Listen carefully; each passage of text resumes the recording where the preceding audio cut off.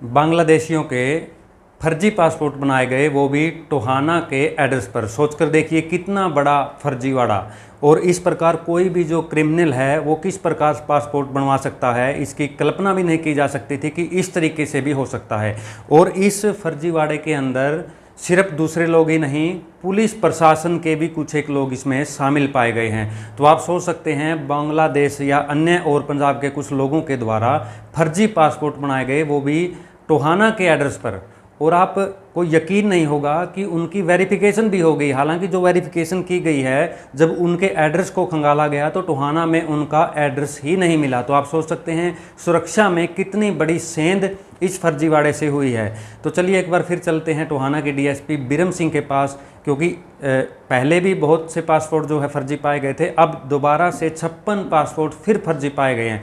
तो एक बड़ा गैंग इसमें काम कर रहा हो सकता है, क्योंकि इतनी भारी संख्या में जो पासपोर्ट है वो फर्जी पाए गए हैं। तो चलिए डीएसपी बिरम सिंह के पास चलते हैं ज़्यादा जानकारी के लिए, और वो बता रहे हैं किस प्रकार एक बार फिर 56 जो पासपोर्ट है वो फर्जी पाए गए हैं।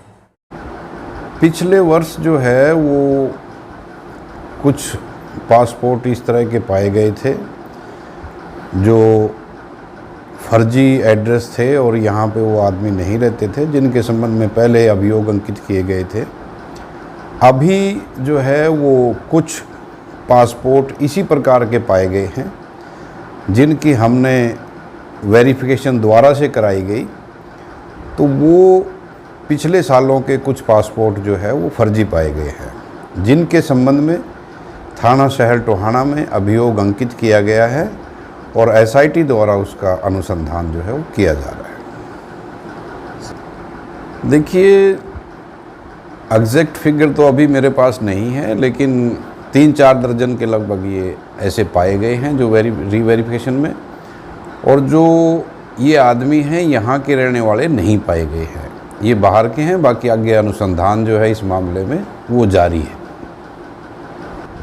ये जो व्यक्ति हैं जो लिप्त पाए जा रहे हैं इस चीज़ में, क्या ये आपराधिक प्रवृत्ति के हैं? क्या इसके बारे में पुलिस के पास क्या सूचना है अभी तक? इस बारे में अभी जो है कुछ कहना जल्दबाजी होगी, क्योंकि अनुसंधान जारी है। अनुसंधान में जो बात आएगी सामने वो बाद में आपको ब्रीफ कर दिया जाएगा।